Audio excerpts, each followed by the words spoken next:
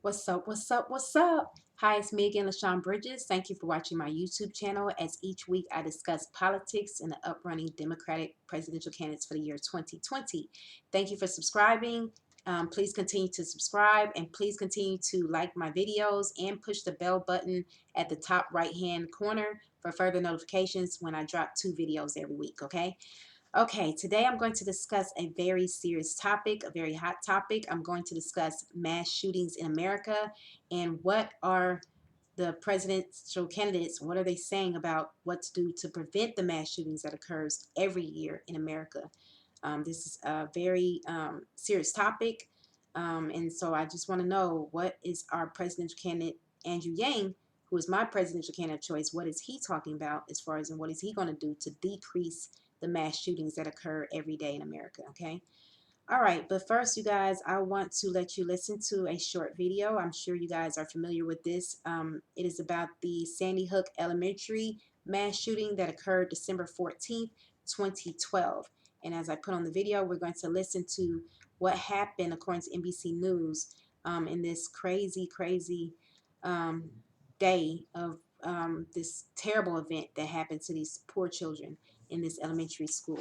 Okay, so let's listen. Loud booms, and the gym teachers told us to go in the corner. So we all huddled. We started crying. All the gym teachers told us to go into the office. Inside the school, police found the shooter dead. Who kills kids like this? Police say they never fired a shot. Many of the shooter's victims, the youngest children in the school.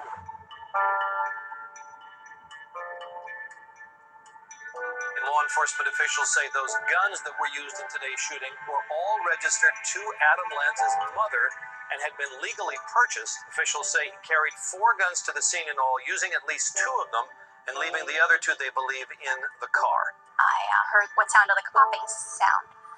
Then some noises coming over the loudspeaker. Sounded like weeping noises. And really wasn't sure what was going on at that point. And then realized that we were in some sort of a situation. So I gathered my class over to my coat closet area, which is what we practice in our lockdown, and had them sit on the floor. I immediately locked the classroom door. As I was doing this, I was reassuring them, it's okay, everything's fine, we'll be okay. We're able to hold it together. They were amazing. They were quiet when I needed them to be, and they held each other. And they were perfect. I'm going to stop it right there. My heart goes out to the children that were going through this crazy day, this terrible day.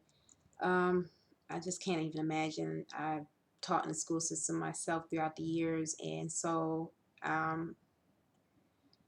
it's just very disturbing to hear about what happened, even though it happened years ago, over, some years ago, but and this is 2018 and this happened back in 2012, it's still just very disturbing to me every time I hear it, and I can relate to her. I mean, I don't know what I would do in this situation. It's hard to remain calm when you have children that's in the classroom with you and you're going through a shooter literally waiting to kill and shoot anybody that's comes, in eyesight of him. So, and my heart goes out to the parents who lost their loved ones, who lost their children, as well, and the adults that passed away in this shooting. So it's just terrible.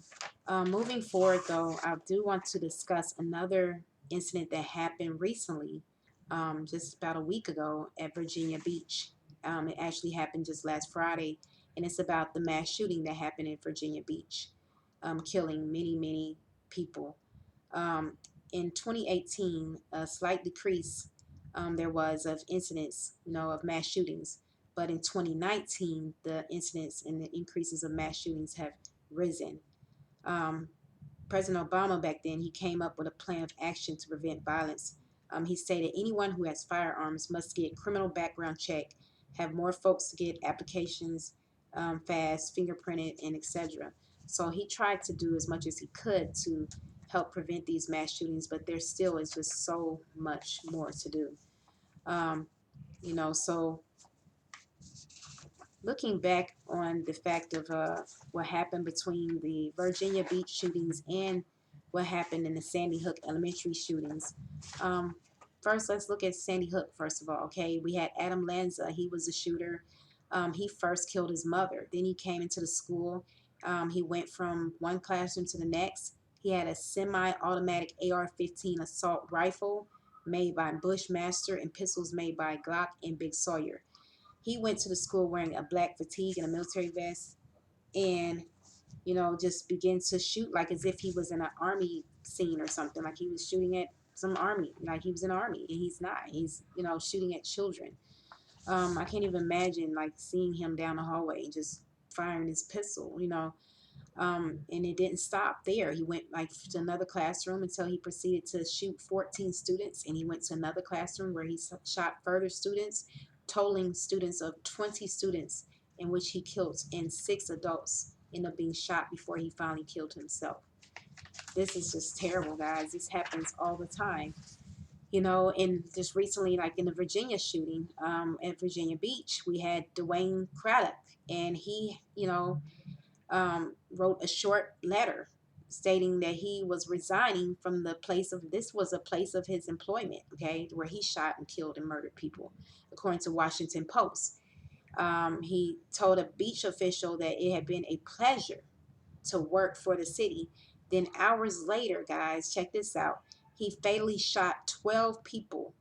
I mean, almost all of these people were colleagues. Almost all these people were colleagues, people that he worked with, guys. Can you imagine this? You're at work and you can't even go to your place of employment. It's a Friday. People are ready to get their paychecks and go spend some time with their family. It's been a long week. Everybody's happy because it's payday, more likely, probably, and then you can't, a lot of these people don't get a chance to go home, don't even know this their last time ever having the breath of life in them ever again to even see their loved ones, and they're being murdered by someone that just decides that he wants to get angry and murder and kill people, kill innocent people that did nothing to him, did nothing to deserve this murder. So, as you see, this is just a really serious topic that's been going on today in America for a long time now, and something needs to be done between these shooters that's going on all the time.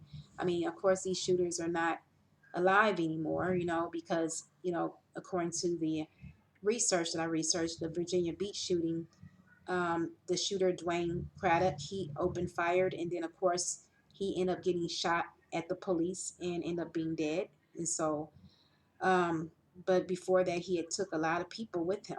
A survivor stated on NBCnews.com, a survivor stated that it sounded almost like a nail gun because he had a semi-automatic firearm with a silencer, guys.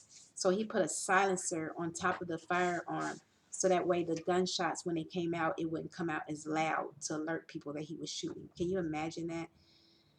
That's just disturbing. Many advocates state that silencers help shooters regulate their hearing during, these kind of shootings. Two bills were eased difficult buying and registered silencers, the Share Act bill and the Hearing Protection Act of 2017. One of the advocates, now check this out, President Donald Trump's son, Donald Trump Jr., he has the nerve, you guys, to state that it's a great instrument. There's nothing bad about it at all when he's referring to the silencers and the guns. He said it's a great instrument, the silencers. So he's basically promoting gun violence to say that, oh, the silencers, they're a great instrument. Everybody should have this, nothing's bad, nothing's wrong with it. Really? This is our president's son saying this, okay? This is just, it gets more disturbing, it's just crazy. We need to do something about, these weapons and about these silencers and how this is going on in public places. And today, today's presidential candidate, Andrew Yang, which is my presidential candidate of choice, if you go on theissues.org, I found out that Andrew Yang states that a president, he wants to promote, as president, he wants to promote a stringent tiered licensing system for gun owners. All tiers on one will pass a federal background check. And then on tier one, basic hunting rifles and hard guns provide a receipt for appropriately sized gun lockers or triggers, and lock per registered gun. In tier 2, he wants to have a semi-automatic rifles have a, at least a year, before you to have a semi-automatic rifle. In tier 1 and 2, tier 2 says semi-automatic rifles have a tier 1 and tier 2 for at least a year is what he's saying. And they must pass a advanced firearm safety class. Tier 3, according to Andrew Yang, wants to have advanced and automatic, and when a ban high capacity magazines, and requires submission of fingerprints and DNA to the FBI. So he also wants to have, those who currently own any firearms be grandfathered in with their current license, and for their 1 year requirement if they decide to apply for a tier 2 license. So those are some of the things that Andrew Yang wants to do. And I think those are great ideas, great policies that should be passed to help prevent the gun violence. Because as you see, between the two incidents, between the elementary shooting and between the Virginia Beach shooting that happened recently, I mean, no one should be feeling unsafe at their place of employment. No one should be feeling unsafe when they're in church. No one should feel unsafe when they're in a restaurant.